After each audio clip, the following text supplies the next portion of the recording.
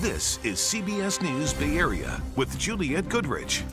Good evening. The warning, slow down. Another strong storm system parking itself right over California. And even though it's President's Day and fewer people are commuting, this weather has already made a mess of the roadways. And that's especially true in Alameda County, where the rain caused part of Highway 84, also known as Niles Canyon Road right here, to collapse. So starting at 5 p.m., Caltrans shut the highway down completely in both directions. And the bad news for commuters, the CHP just said it is staying closed for at least the next few days. In Santa Cruz County, we saw a car flipped onto its roof on the side of Highway 17. Slick road conditions and speed may be to blame. The CHP says the driver was able to get out and was not hurt.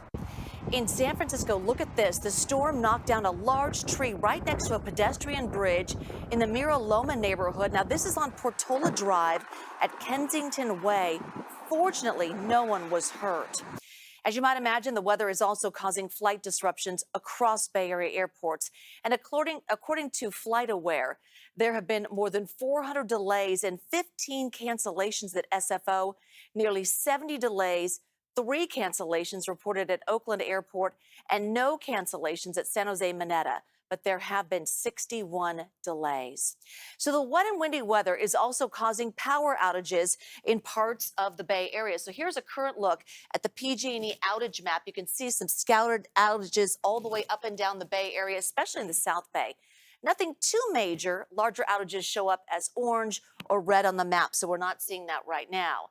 So taking a live look at the San Mateo Bridge, our camera there, always a great spot to see the rain coming down, slick roadways. Chief Meteorologist Paul Hagan has more on how the rest of the storm is shaping up. Hey, Paul. Jules, we've got another day of unsettled weather in store for us on Tuesday before things are finally going to quiet down. But it's been a busy day. We've had numerous showers, a few thunderstorms, even one severe thunderstorm in San Mateo County late this afternoon. That storm was actually rotating, although fortunately not to the level where it dropped a funnel cloud or even a tornado. We are still tracking rain that is falling across much of the Bay Area right now. Let's zoom in for a closer look. The heaviest rain is falling over the eastern half of Contra Costa County that extends down to much of Alameda County. It's been raining at a good clip for the past several minutes in Livermore. That batch of showers extends farther down to the south, a little gap in the Santa Clara Valley right now, but there is more rain moving out of the Santa Cruz Mountains. It's going to try to go downslope into the Santa Clara Valley and add up more rain on top of what has already fallen. Scattered showers are basically right between San Francisco and Oakland, right over the Bay Bridge at the moment. But again, little breaks in the action here and there. The advisories we have outlined in white, most of Marin, Sonoma, and Napa counties under an urban and small stream flood advisory, and the yellow box indicates a flood warning in effect for central Sonoma County. And there's more rain falling right now in the coastal ranges of Sonoma County, even a thunderstorm, cloud to ground lightning strike within the last 15 minutes or so. All of this is going to continue to work its way through, but the feed of moisture isn't going to turn off for about another 36 hours or so. Scattered showers through the rest of tonight and to begin the day on Tuesday, but more widespread activity is going to be developing, and this offshore is going to push across the Bay Area from midday into the afternoon. We're going to track that coming up in just a few minutes. The winds are still very noticeable, 36 miles an hour right now at SFO, but that has dropped quite a bit. It was a 52-mile-an-hour gust at SFO a couple of hours ago, so the wind energy should diminish as we head through the rest of this evening. We'll take a look at those hour-by-hour forecast gusts as well in just a few minutes. All right, appreciate that, Paul. Thank you. And there's been plenty of on and off rain in the North Bay. In fact, look at that. Here's a look at some of the flooded roads. This happens to be around Windsor. We had the chance to get a sense of the impact of the rainfall and what it's having on the wine industry. Vineyards are used to the rain and the flooding, so it shouldn't change anything as the vines are dormant right now. But for others, they're already feeling an additional loss of business. There's a fear factor because of the flooding versus just our normal wet winter. So I think it's people, especially local people, are bunking in and cooking at home and maybe not coming out for that glass of wine on Saturday evening like they would normally. Staying inside. So as the rain continues to fall, particularly in the North Bay, one Sonoma County town remembers 3 years ago when their water supply almost ran dry. Remember that? John Ramos reports from Healdsburg, where no one is taking the rain for granted. These recent rainstorms have once again swollen the rivers to their banks, and for many, the drought is a distant memory. But here in Healdsburg, they remember the dry times and the lessons they learned from them.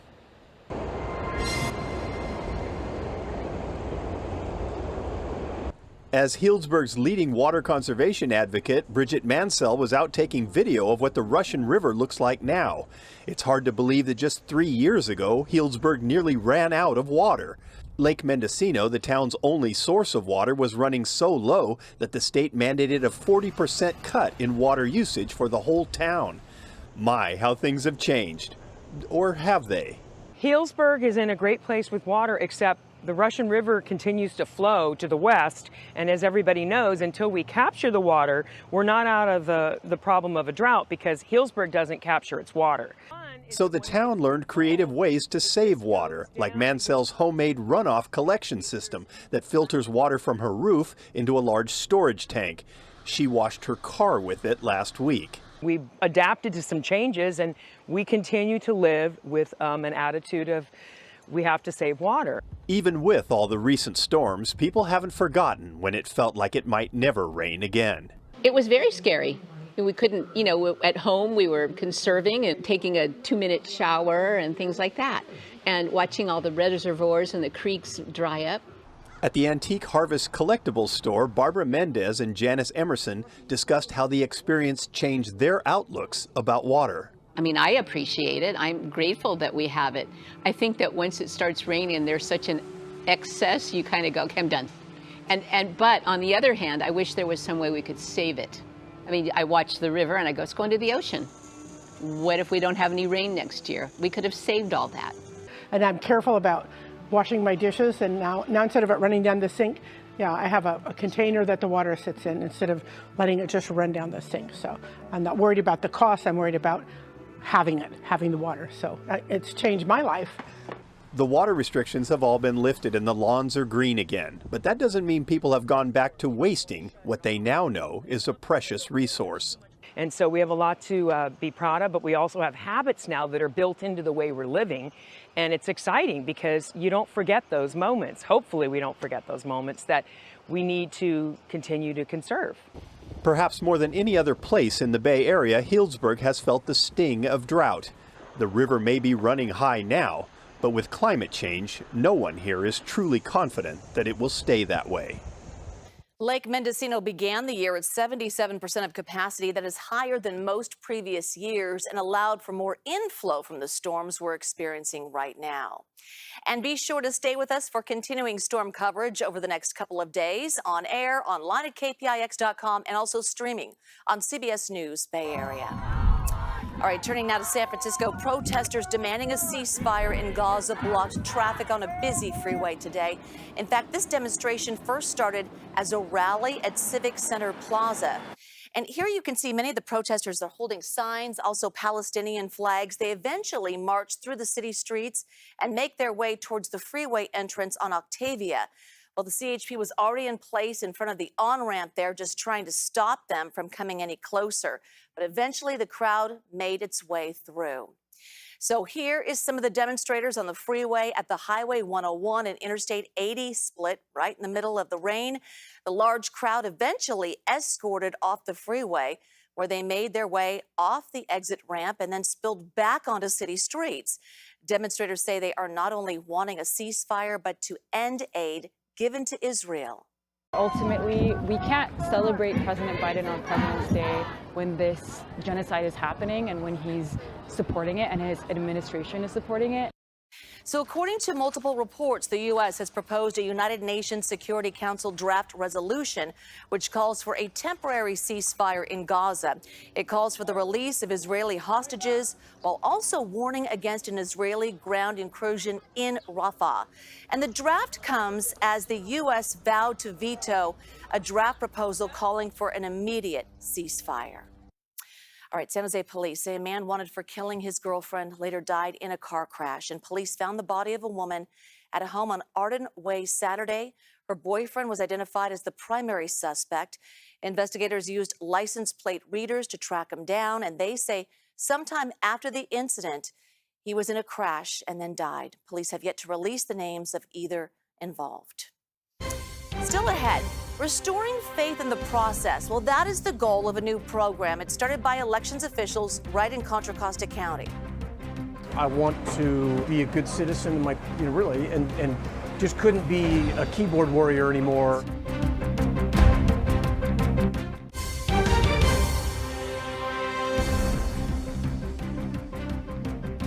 Welcome back. The California primary election is just 2 weeks from tomorrow, and official ballots have already been mailed out.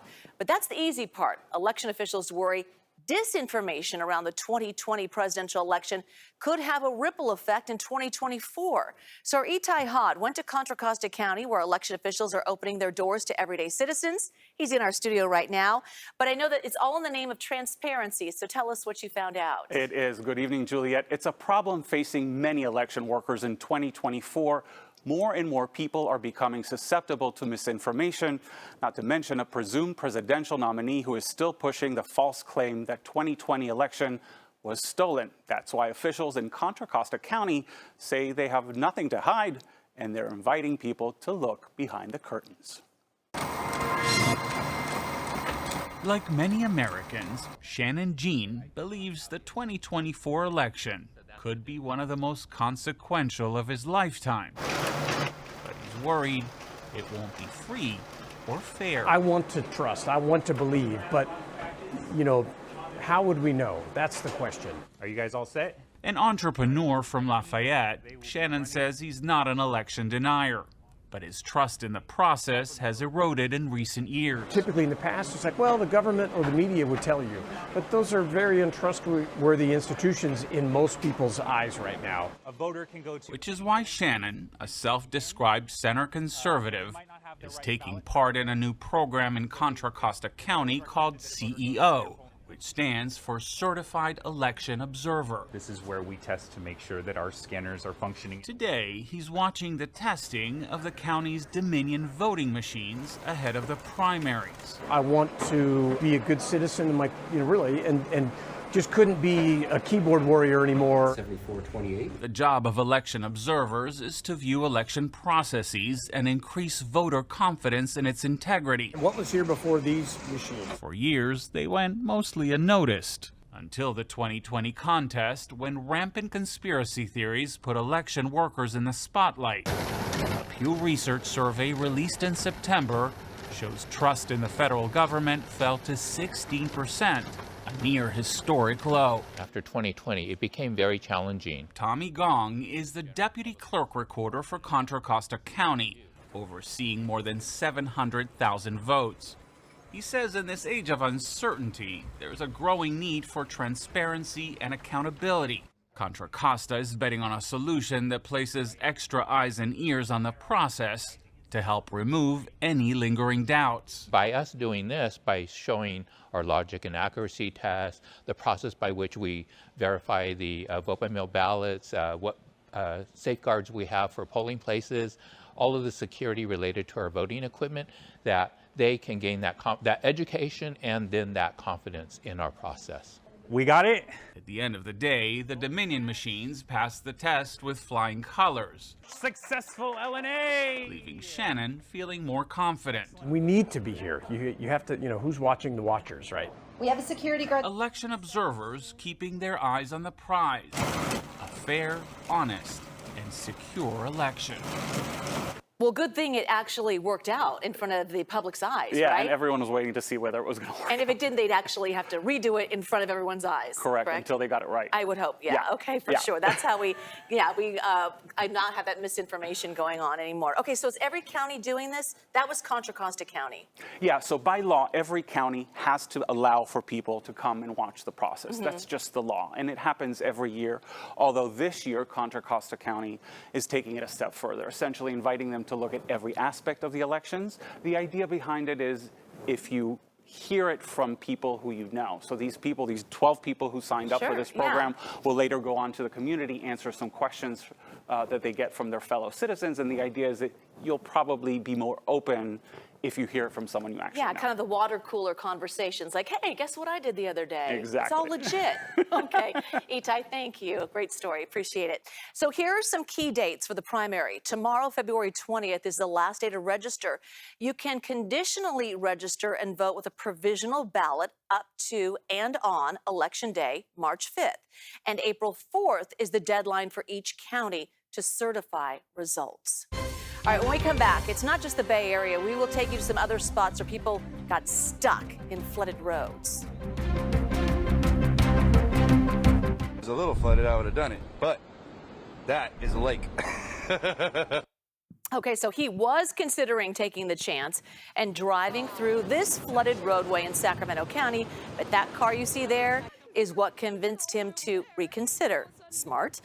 The car is nearly fully submerged in water. Officials say 2 people actually had to be rescued from it after they tried to drive through and then got stuck.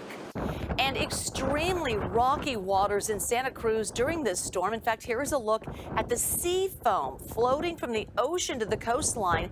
This is at Mitchell's Cove, that is, a beach area there. A wind advisory is also in place tonight in that same area. So snow is impacting travel in the Sierra, as you might imagine, but it didn't stop people from hitting the slopes. Oh no, Caltrans stopping drivers this evening in Kingvale, checking for chains. While the ice on the road could be a problem, look at that. Skiers and snowboarders just happy to see some fresh powder, man. We love this mountain, amazing. The kids has fun, Miel has fun. It's a lot of powder, all the lifts working good, and we are really enjoying. Everyone's having fun, right? This is an avalanche warning, though. It is in effect for the backcountry through tomorrow. So serious warnings go with all of that fun, right, Paul? Does that exactly. look like fun? Eventually, the weather will be better for traveling up there to take advantage of all that fresh powder, but it's still going to be sloppy on the roads for the next couple of days. And another unsettled day for Bay Area weather tomorrow, which means Jazz here maybe be able to sneak out for a quick walk in the morning, but I think she's going to get wet. She tries that during the afternoon. More widespread rain is in the forecast, including the potential for a couple of thunderstorms to develop. Not something that we typically associate with Bay Area's weather, but the atmosphere overhead is unstable enough to support that threat of a couple of thunderstorms here and there, with the proximity of the heart of the storm system just off the coast. That really has boosted the amount of energy in the atmosphere. And it's still going to be unsettled on Tuesday, as another ripple or two is going to pinwheel around the heart of that storm system and send more rain across the Bay Area. Doppler loop over the past couple of hours shows the widespread rain moving through Alameda and Contra Costa counties, pushing farther and farther off to the east. Scattered showers elsewhere, even a thunderstorm in Sonoma County within the last half hour or so. And there's more scattered shower activity offshore trying to line up and move in. We will see more breaks in the action as we head through late tonight and early tomorrow morning, but at no point is it going to be entirely dry. There are going to be scattered showers at any point, including for drive time tomorrow morning. And then that more widespread rain is going to develop and move across the Bay Area from midday into the afternoon. And if you're going to hear some rumbles of thunder, this is the time frame when that would happen. The thunderstorms produce some heavy downpours, and that leads to the continued threat of localized flooding. We're going to have to watch for that throughout the day tomorrow. Finally, tomorrow night, things do start to taper off. We'll be down more of an off and on shower pattern as we head through the day on Wednesday. More off than on, but you can see a few radar freckles still showing up. Still a chance of showers on Wednesday. How much additional rainfall? It just depends where the heaviest downpours decide to set up. If they miss you, well, less than a quarter inch of additional rainfall. If they set up a little closer to you, close to 2 inches of rain is going to be possible, and it's a similar range of possibilities for the southern half of the Bay Area, but maybe a little bit less in the higher end of that range, generally less than 1 inch of total rainfall. Hopefully not enough to lead to any significant flooding threat on top of what we have already seen, but take a look at the numbers that we have added up in the Santa Clara Valley. Well, it's less than 1 inch of total rainfall so far, but you go a few miles away to Los Gatos, and it's over 2 inches of rain to this point in the system. 3/4 of an inch for Livermore, just over 1 inch of total rainfall in Concord, but you go just down the road to Danville, and they picked up more than 2 inches of rain over the past 72 hours or so. Downtown San Francisco, less than 1 inch of rain, but almost double that amount across the Bay in Oakland. So again, it's highly variable depending on exactly where the heaviest downpours have lingered just a little bit longer. And Santa Rosa has picked up over 3 inches of rain to this point in this parade of storm systems. And the wind energy is still substantial with these systems that have been rolling through. So let's take a look at the hour-by-hour wind gusts as we look the rest of tonight and into early tomorrow morning. And the strongest winds that we're going to experience are happening right now. Those winds are going to calm down across the entire Bay Area by early tomorrow morning. It's the possibility of some sporadic, easy for me to say, power outages as we head through the rest of this evening. So make sure those devices are charged up. In the Sierra, they're going to continue adding up another about 2 to 6 inches of snow at lake level. Significantly more than that in the higher elevations, a foot, maybe even more than that of additional accumulation, so travel is going to be difficult on US 50 and on I-80. Look outside right now to downtown San Francisco. Temperatures are mild to go along with all that cloud cover, mid to upper 50s and low 60s, and those numbers don't change a whole lot as we head through tonight. Most of us end up in the low 50s, only the coolest spots dipping down to the mid 40s. And then in between the showers that redevelop tomorrow, temperatures are going to be a mix of 50s and 60s on the map by Tuesday afternoon. Let's take a look at the 7-day forecast, and we do finally have calmer weather taking hold. We have to wait through that chance for some lingering showers on Wednesday, and then dry weather returns on Thursday. It may even stick around into Friday, but you notice the phrasing. The bottom of our weather tubes here is the same every day. Friday, Saturday, Sunday, and Monday. Showers possible. It's lower than a 50-50 chance on any particular day, so it's not looking like a washout this weekend, but the details on that next system that could send showers into the Bay Area still very much up in the air. We'll focus on that once we get the current storm system out of the way. All right, Paul, thanks so much. Okay, let's take a look at what's ahead on the CBS Evening News with Major Garrett in for Nora. Hey, Juliet, coming up on the CBS Evening News, 1 in 3 college students cope with food insecurity, often while balancing high tuition and housing costs. We headed to UC Davis to see how they're trying to solve the problem. That and tonight's headlines ahead on the CBS Evening News. Thank you, Major. And when we come back, a zoo alligator doing his best piggy bank impression a little too well. We'll tell you how many coins the vet pulled out of its stomach.